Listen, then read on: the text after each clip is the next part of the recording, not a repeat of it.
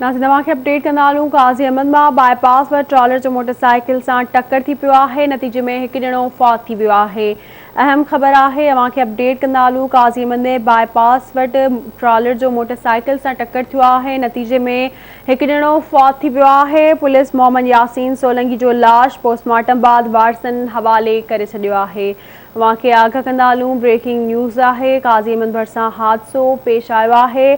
Bypass वटि trawler जो motorcycle खे टक्कर लॻो आहे। हादसे जे नतीजे में हिकु ॼणो फौत थी वियो आहे। पुलिस मोहम्मद यासीन सोलंकी जो लाश पोस्टमार्टम बाद वारसनि हवाले करे छॾियो आहे।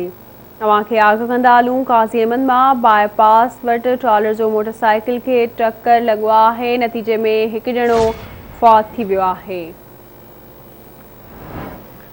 तफ़सील मालूम कंदासीं काज़ी अहमद मां गुलाम हैदर बालादी खान। जी गुलाम हैदर, अपडेट का जो हादसो की पेश आयो? जी बिल्कुल, काज़ी अहमद बाईपास ते तेज़ रफ्तार ट्रालर जो राह गुज़ार मोटरसाइकिल के ज़ोरदार टक्कर, जंहिंजे नतीजे में मोटरसाइकिल सवार नवाब अली मोहम्मद लॻ मस्ती खुई जो रहवासी नौजवान 36 साला मोहम्मद यासीन वलद दाऊद सोलंकी मौके ते ही फौत थी वियो। फौती जो लाश रूरल हेल्थ सेंटर काज़ी अहमद पहुचायो वियो, जिते पोस्टमार्टम बाद लाश वारसनि हवाले कयो वियो।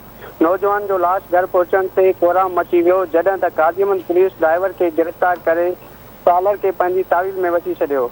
जी महिरबानी तव्हांजी अपडेट करण लाइ।